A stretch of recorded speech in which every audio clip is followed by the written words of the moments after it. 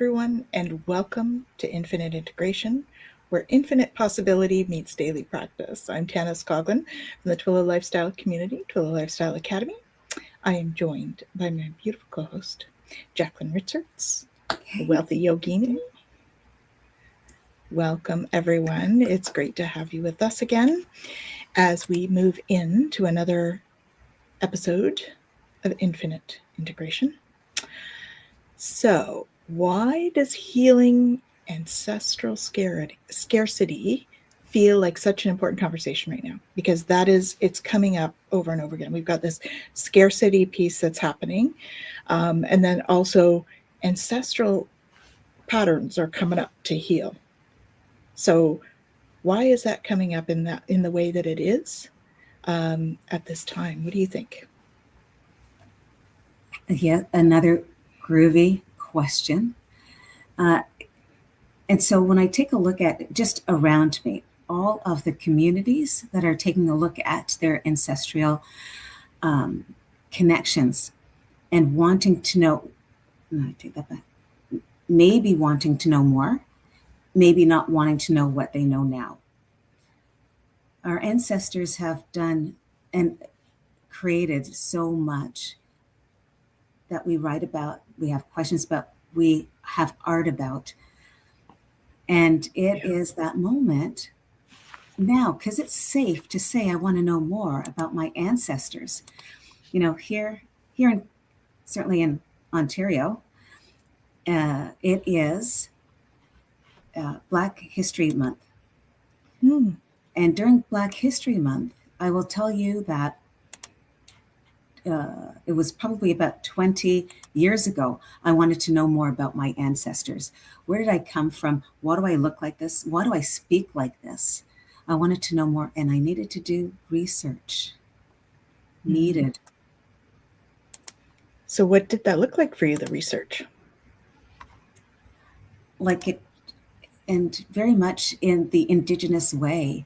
It's about these stories. It's about speaking. There are, who's going to hold the, what is it called? The speaking cane. Speaking stick, yes. Speaking stick. So who's holding it? Who's listening to it? I was burning sage before we started. And I have a stick. I was burning Palo Santos.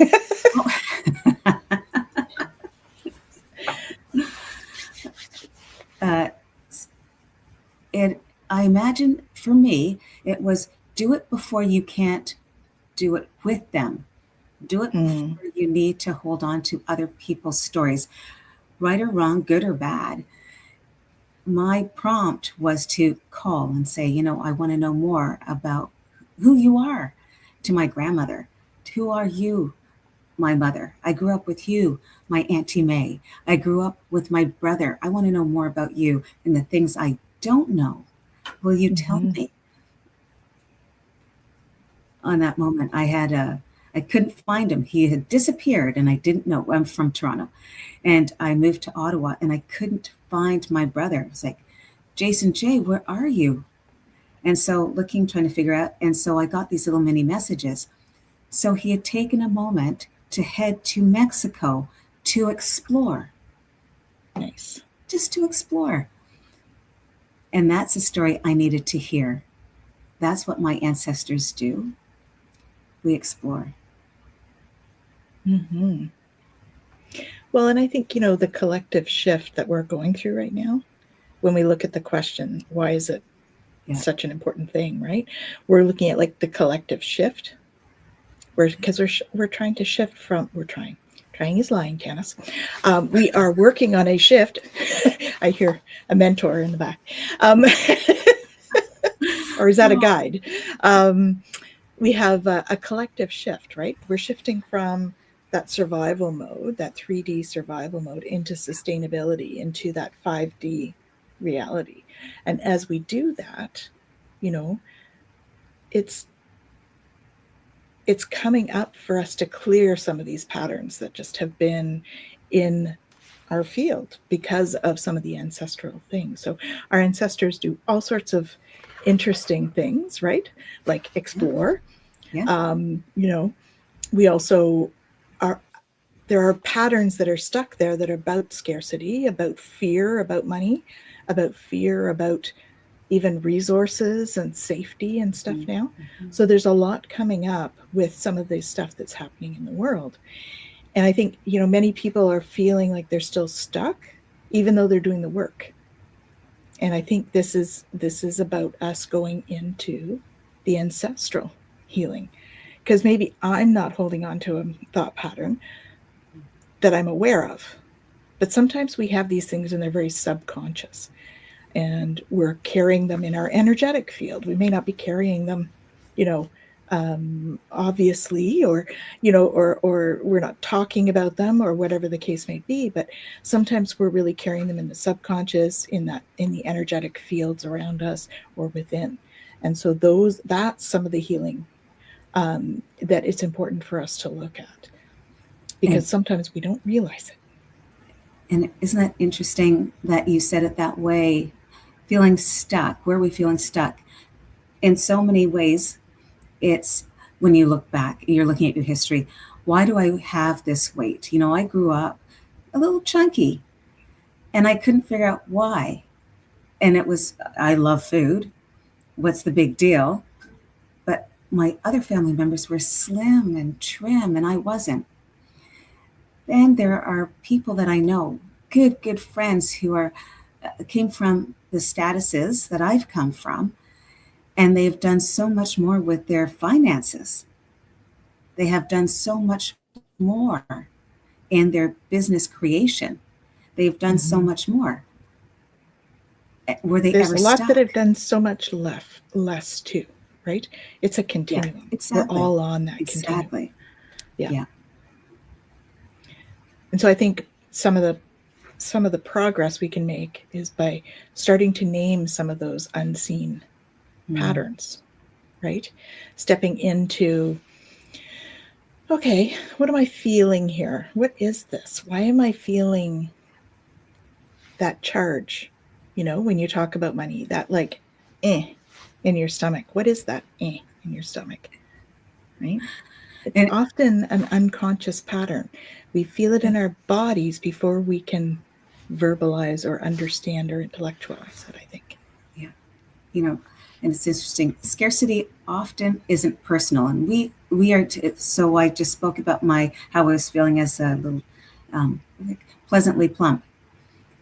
And I took that personally. And really, in this world now, a couple of decades later, I'm choosing not to take it personally. It's simply me, and it's okay. Yeah. Was it inherited? This mind body? That's taking a look at my ancestors. Yeah. Yeah. So the other thing that happens is that we end up with a nervous system reaction as well, right? When scarcity shows up. So it's beyond just money. The nervous system reacts, right? And that's that physical part I was talking about. We feel it in the body, and our body goes into fight or flight. So what is that? That's like inherited fear around money, or around not having enough or not being enough. Right? Exactly. And there's more to that. I know anyone who's watching us right now could absolutely say, and it's this. It's not just about money. It could be about relationships. And I think we spoke about that in our previous session. Maybe it's about feeling the need to be outgoing. And perhaps that's not you. Maybe you are that, let me stay exactly where I am, because I'd rather safety than being worried about my environment. Is it safe? Is it calm? Is it violent? Is it, there's so many, and is it? Yeah, I mean, there's lots of ways that scarcity can show up too. I mean, even if you're even if you're well off financially, it could be scarcity of time. So feeling like you don't have enough time in a day, or not enough energy or motivation, Yeah. right?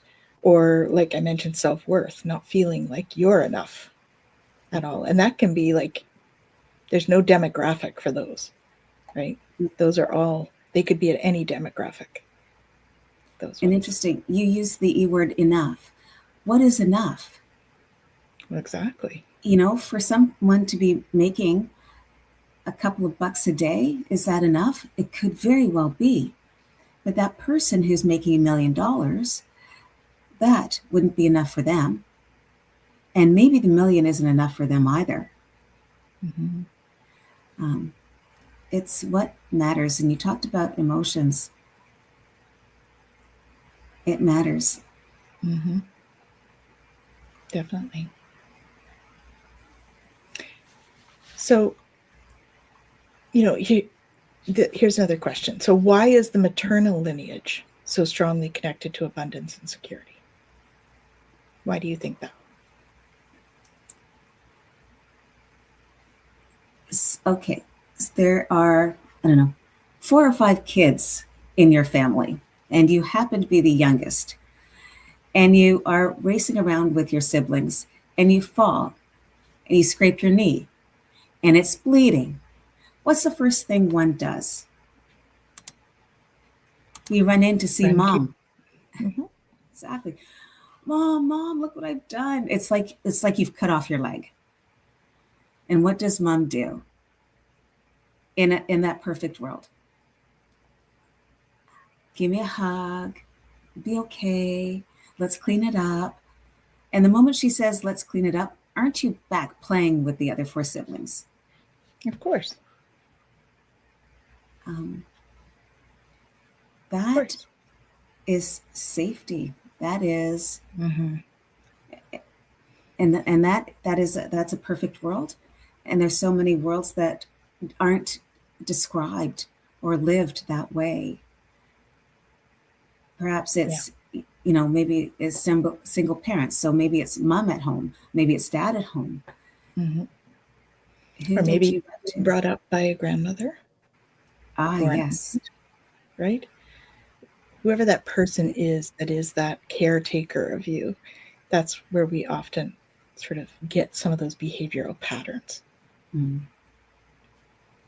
And typically, I mean, I don't know whether it's just our society now, but it's typically been that women have been, well, it's feminine energetic qualities. Those with higher feminine energetic qualities, which doesn't necessarily mean women, um, could be, right? They have more of those, like it's a caring and a tending kind of energy, right? It's about allowing love to lead in that way, right? Oh, did I hear love to lead? You Are you going did to? lead with I think love. you'll talk about love to lead too. I Lead with know. love. Yeah. So the mother line often carries themes of like nourishment, right? We're fed by our mothers. That's the natural way of things. If we're breastfed, that's going to be, how we are fed. Um, Safety, right? Like you said, you hurt yourself, that's where you go to feel safe. And you receive from your mother. And so Exactly. it's like it's an open door for us to get patterns from our mother side, right? The Interesting. mother line. And I'll ask this question to those of you who are with us. When you were a child and it was time to go to bed and you didn't really want to go to bed, and who accompanied you to your bed? Who told the stories? I Mm-hmm. talked about elders taking stories. I talked about how I decided to find out more about the stories. It was maybe a big sister who read you a book and tucked you into bed. Maybe it was your brother or your cousin. Forget about cousins, first, second, or third cousins. We're talking about a community that may have been with you. Mm-hmm. And so, is that a pattern for you too, to make sure that cousins and aunts and uncles are involved? and making sure that you're settled and that you get your rest, because we all know having a lively moment probably means that you had really great rest, sleep. Harmony happened. Mm-hmm. Who helped get you there? Sometimes I think it was mom who tucks you in and rubs your back. Yeah. Well, and I mean, when we're this open channel from our matriarch line, Mm-hmm. you know, our mothers and grandmothers, they often lived in like survival, you know, sacrifice, even silence, you know, depending on where they were and who their family was. Um, and so we tend to have inherited some of that stuff because it sits in our genes, right? It sits in the cells. The cells carry that frequency with us when we're going through life. And so that's the frequency that we need to heal. That's the clearing that we need to do in terms of that. Yeah. And often, you know, in those days, it was seen as like there's the martyrdom syndrome, right? Where their love was expressed through self-denial. So I'm not going to say yes to this. So it's like, no, I'm fine, thank you. This Oh, we've kind heard that of, one before, right? No, I'm yeah, fine. I'm good, when really they're not, you know, but Yeah. they've been trained to be silent or agreeable, and that's often come through our ancestral lines. So these kind of things get encoded, right, in our genetics, in Exactly. our cells, you know, emotionally, energetically. So Yeah. yeah, And we've heard and that's what you're supposed to do. yeah, Back in the days, leave it to Beaver. So she stays at home. I know I'm going to go to YouTube and take a look at another one of those episodes. So she stays home and takes care of the kids, and he goes out and works. And then things shifted and changed, where mm-hmm. now she goes out to work, and he stays and watches the kids or picks them up from school.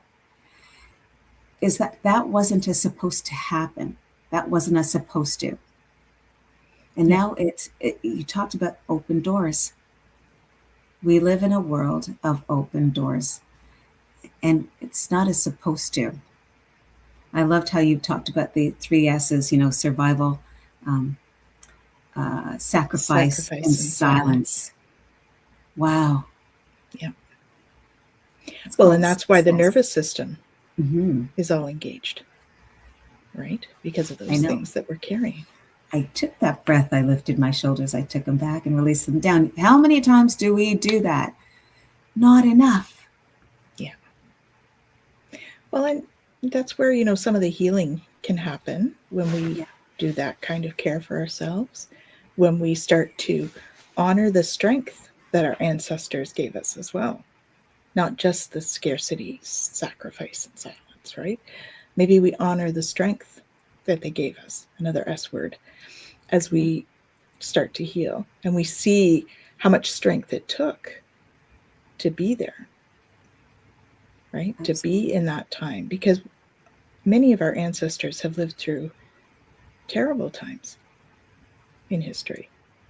You know, we've had world wars, we've had horrible disasters, you know, all of these things. I mean, in our lifetime alone, we've had a couple of wars in the world. We've had pandemic, you know, we've got all sorts of things happening now with unrest and We've all of had the those things. fires. Absolutely. We've had uh, Mm, everything having to terrorist do with attacks. waters, terrorists, water, and Yeah. um, and politics. People don't.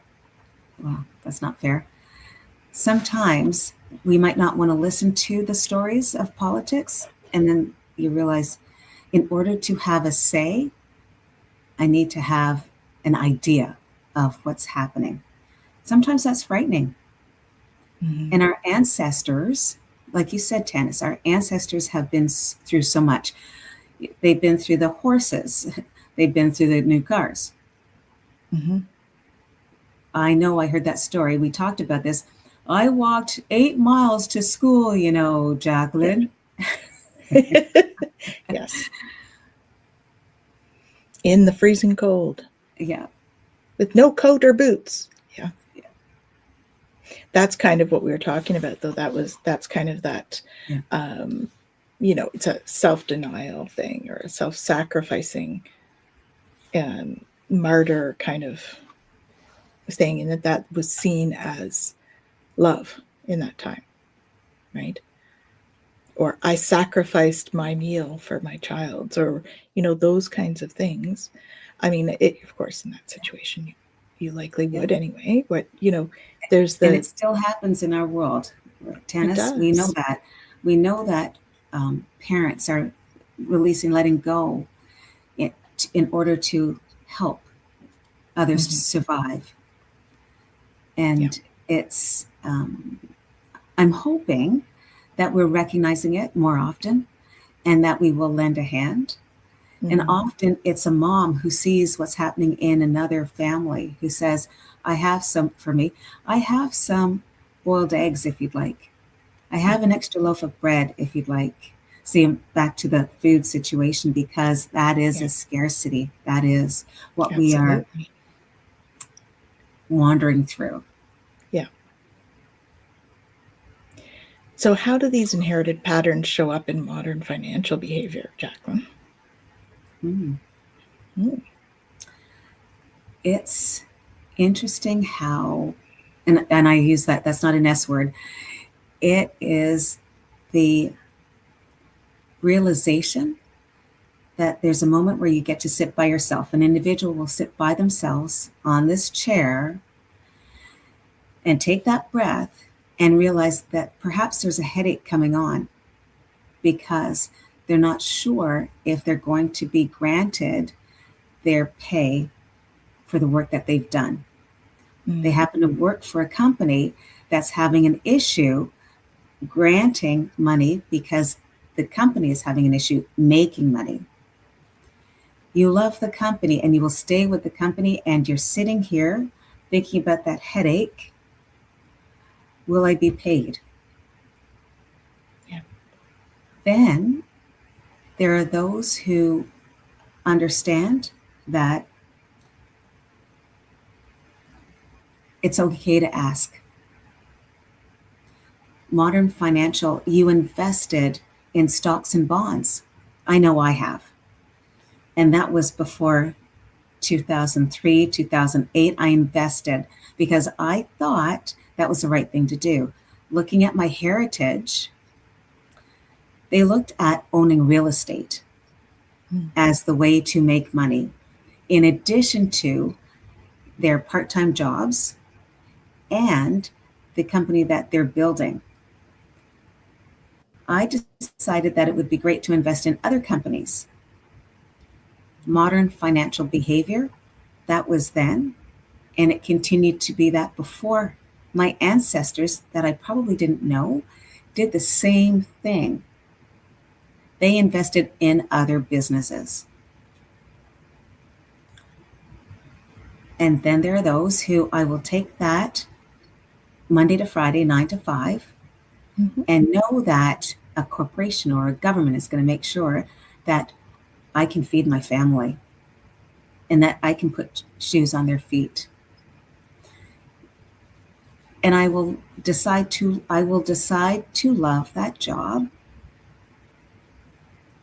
Notice how I said I will decide to love the job. Yes.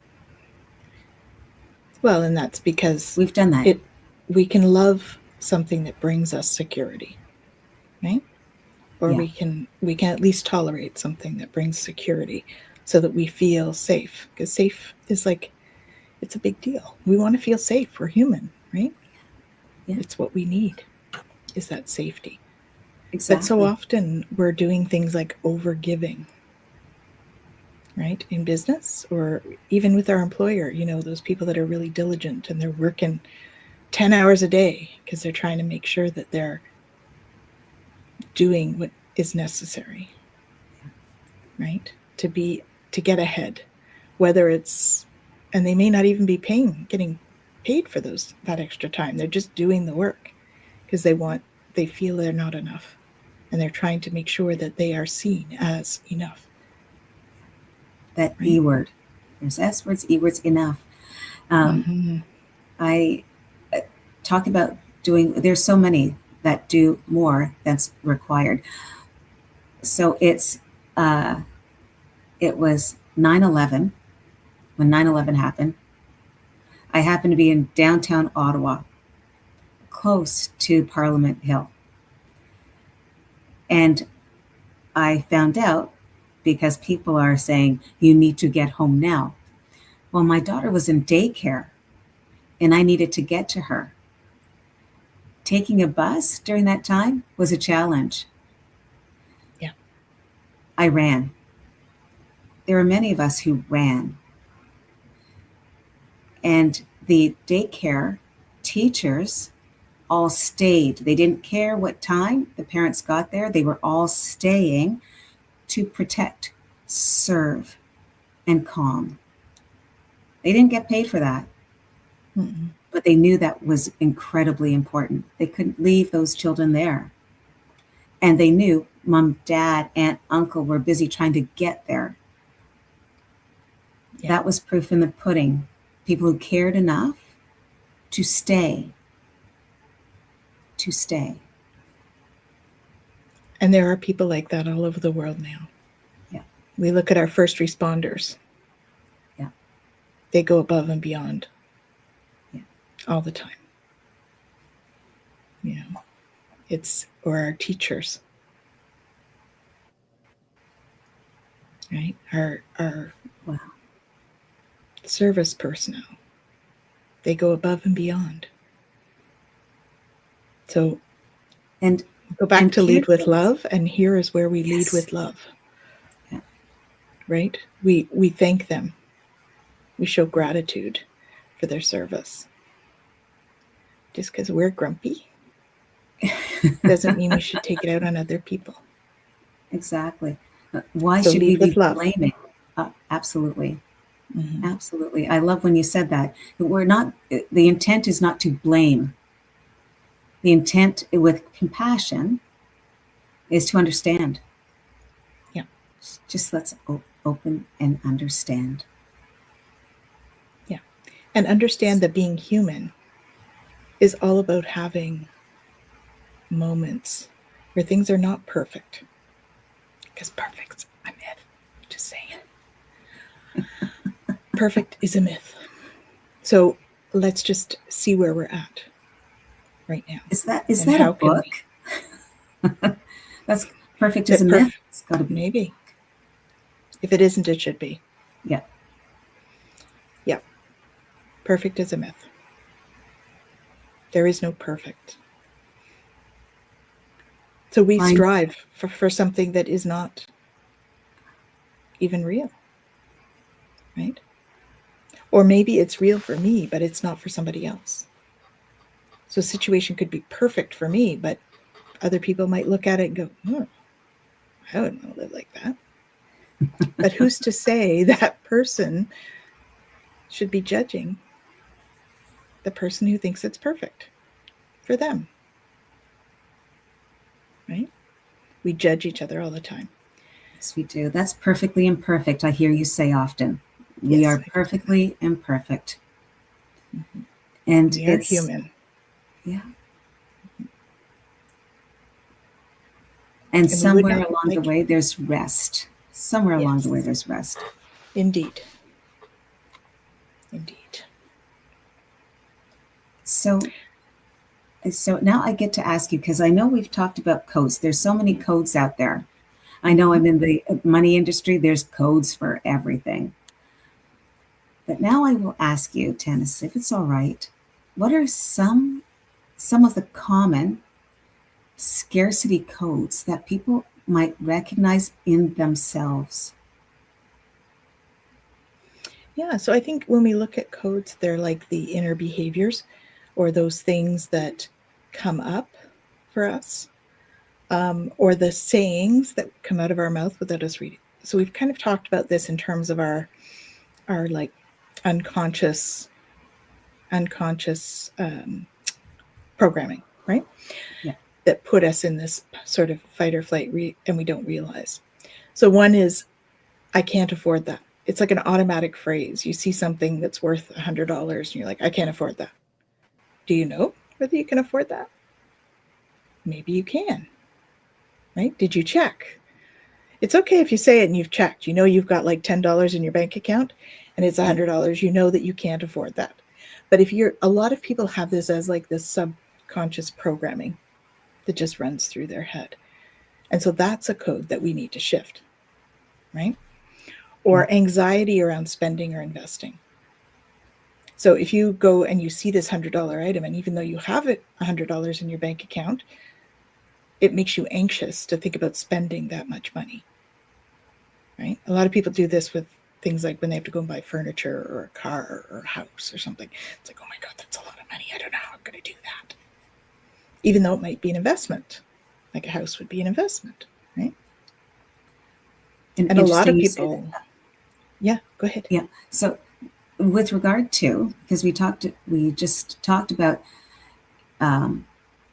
this object costs $100 and you only have $10.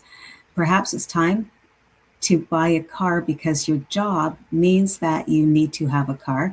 You may not have an extra $60,000 in your bank account. Your house that you'd like to buy, because I'm working on that right now, could be $500,000. That's $500,000, and I don't have an extra $500,000 in my pocket. I will ask. I'll just ask. Well, and you know, if we're putting out a vibration of that and we're in coherence and we're doing all of the steps, because we can't just be in coherence, we do need to do the steps and be open to receiving. Then see what happens. Magic happens, right? So another thing people do is avoid money conversation. I know I've been guilty of this. Avoiding conversations about money. Jacqueline's been training me. Slowly and thoughtfully, with long, deep breaths, up with the shoulders, take them back, drop them down. Mm-hmm. It's not the first thing I want to talk about, for sure. Yeah. You know. And also there's, you know, things like hoarding. That is related to a scarcity. Hoarding. Okay. So I don't want to get rid of that because... Exactly. And those who are watching, do you know anyone who might be hoarding, holding on to things so that they just can't let go? Mm. Or are you a bit of a hoarder? Maybe it's the clothing that you have. Maybe it's the boxes of cereal that you have. Boxes of cereal. Only because Captain Crunch is my favorite. And there was a moment in time where I had to have 10 boxes of Captain Crunch in my cupboard. Why, Tanys? Why? Because it's fun to eat. I know. Or maybe we were hoarding toilet paper. Ooh, oh, well, yes. I recall there was a moment in time where Costco had no toilet paper. When does that ever happen? When people... pandemics. Yeah. People have scarcity mindset. Exactly. They fell into it. And it's easy to. I think we saw that. It was so easy to think it's not going to happen. Same with when we talked about fires and waters and storms that happen. First thing people do, get in the car, get gas. We need petrol because we don't know where we're driving, but we need it and we don't want to run out. Yeah. Wow. Yeah. And some of the ways that we can, you know, notice when we're being in that vigilant state, we realize our tank is at half. Oh my God, I can't let it get less than half. Because what if? Right? Or we've only got 2 rolls of toilet paper. I need to go out and get more because what if? That kind of thing. So there's always these what ifs. That's what creates the fear. Or that's a little signal, you know, that there might be some scarcity thinking going on. Or when you tie worth, your self-worth, to productivity and struggle. If I don't do enough, I won't be worthy. That's a scarcity thinking. Because And we're that's worthy really, just because we are, right? Just because we are here. yeah. And that's exactly, in so many ways, that's how burnout happens. That's how Mm-hmm. stress leave happens. That's how Mm-hmm. we Yeah. are enough. We're more than enough. Mm-hmm. And we are worthy. So some of those, we're talking a lot about sort of the things we say and that kind of thing. But what about those physical responses? Well, it's all about the fight or flight, right? What happens there? We get a tight chest, we shallow breathing, and it's stepping into fear. That's scarcity, is that fear thinking, Mm-hmm. stinking thinking. Yeah. And it's interesting, ancestral fear. Have we seen that? Are there stories about how what our ancestors feared? For I know sure. for me, we needed to have a roof over our heads. We needed to have a home. Mm-hmm. And it was a fear not to have a home. Well, and the frugality of the ones that went through the depression, the Great Depression. Yeah. Frugality became a huge trait, we'll say, during Mhm. that time. You'd see people with all sorts of fixed holes in things, and I'm not saying that's a bad thing. I actually, being frugal is good. Being anxiously frugal is where we have, you know, the issue, because then you're in that fear state.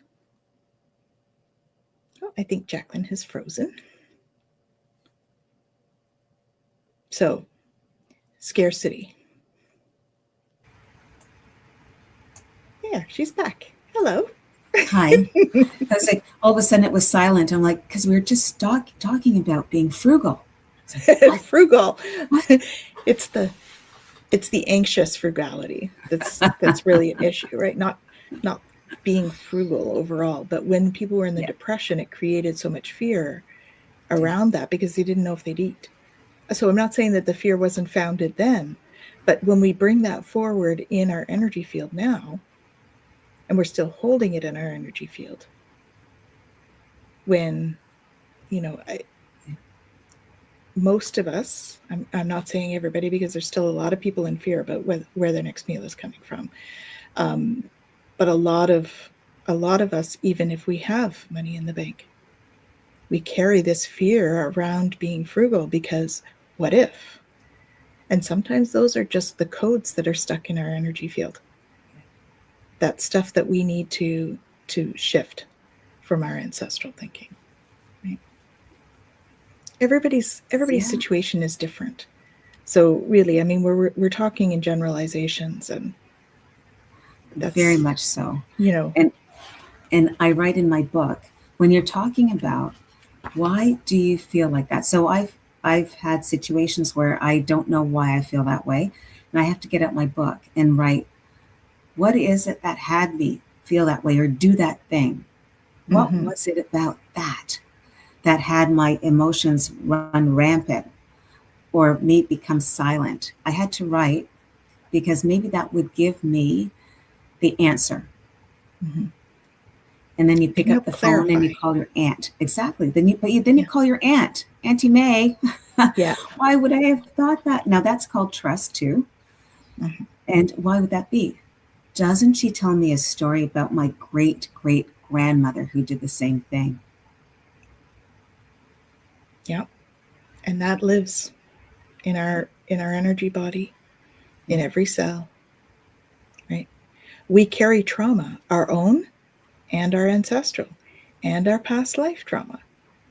That's why healing all of this is so important for all of us to do, right?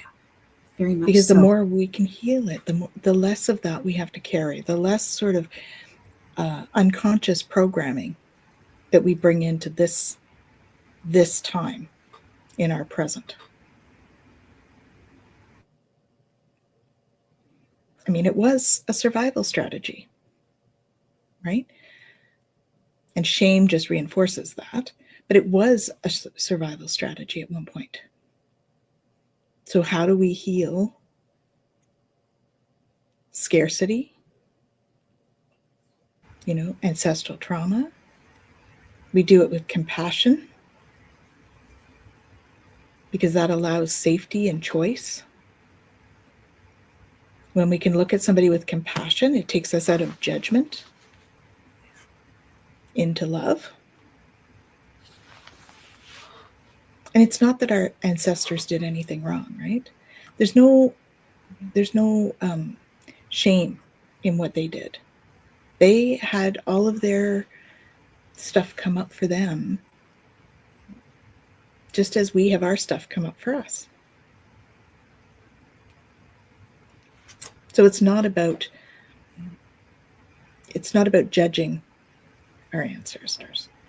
Even the fact that we're healing it, I invite you to stay out of judgment of the ancestors, because they did the best they could with what they had. Right? Just as we do the best we can with what we have. And we all have situations where we get triggered. Something comes up, right? And we're sitting in that energy. That's okay. That's human. And we don't need to reject the past to heal it. We need to see it and give it love. We need to see it and, hold that energy with love. And do reframing around some of these unconscious patterns that we have. So instead of, rejecting the lack of abundance, or the, judging the fact that we grew up perhaps in families that didn't have billions of dollars, right? Instead of rejecting that, looking at that with compassion, looking at our upbringing with compassion, and the fact that our parents did as much as they could for us. They did what they could with what they had. And that could be what they had physically, like money or house or whatever. It could be emotionally. They did the best they could with what they knew, what they felt. It could be knowledge, understanding. Absolutely. Sorry, I was on a little soapbox with the, compassion. It was a great soapbox. Was doing a thing. And that's when we decided to make our own soap. Yay. No, not really.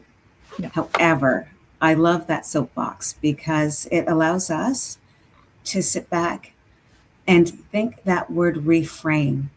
Mm-hmm. Wow. Yeah. Yeah, for sure. The other thing is allowing ourselves. So just because our ancestors, for instance, didn't have something, doesn't mean that we should feel bad that we do. Right? It's not a competition. And we're allowed to manifest in our life in whatever way we see fit, or whatever way we can, whatever way is meant for us. Wow. Is that feeling guilty? I did what my ancestors, what I've never heard my ancestors had. Mm-hmm. And shall I feel guilty about having a manicure or a pedicure? You should do it yourself instead of having someone do it for you.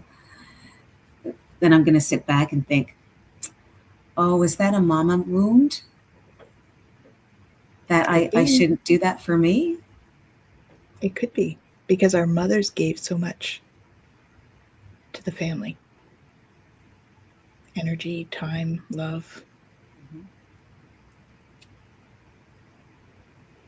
And that's what we know. That is what we know. Yeah. Mm-hmm.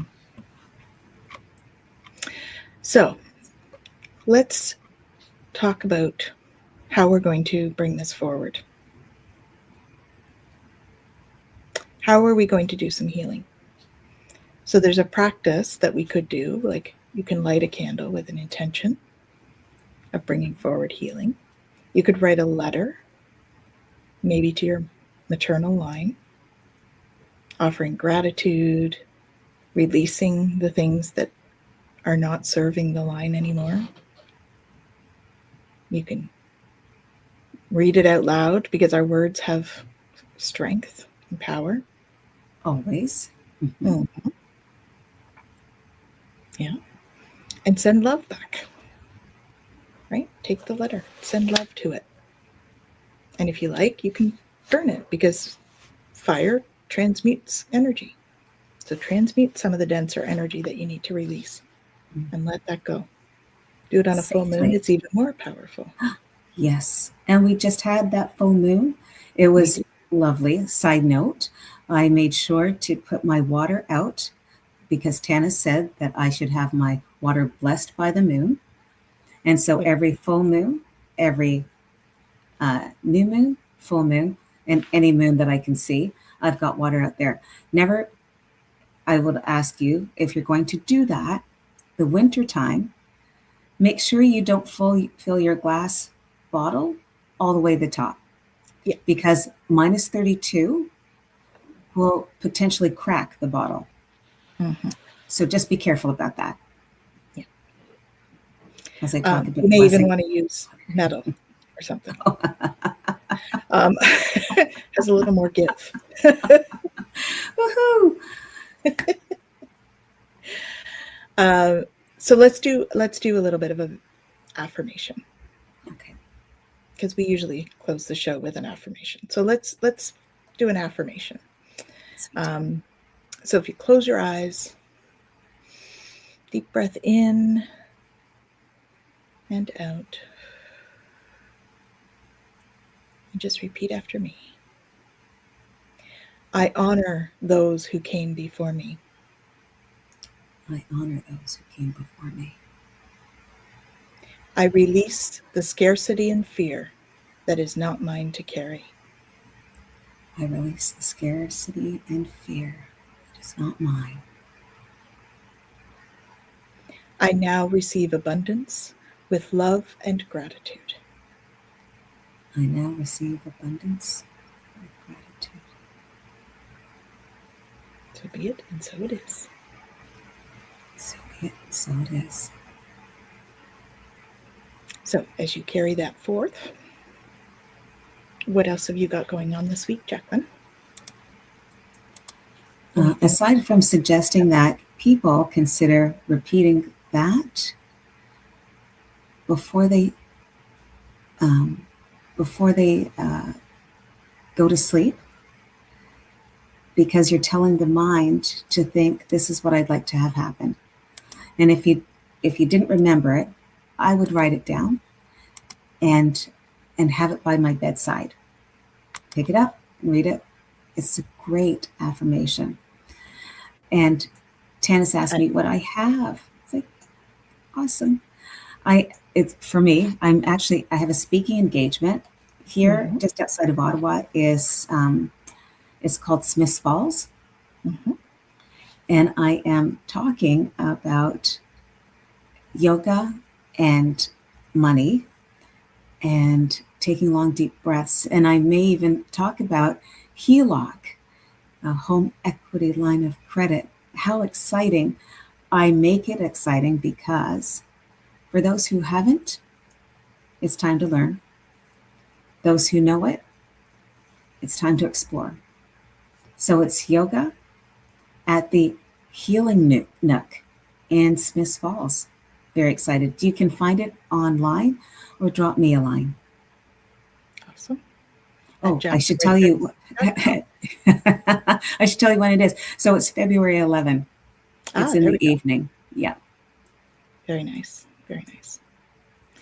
And so for me, I have, let's see, I have a level 2 Reiki class on the weekend. So if you have your level 1 and you're local, because it is an in-person one, and you'd like to take level 2, that is open for Sunday, the 8th of February.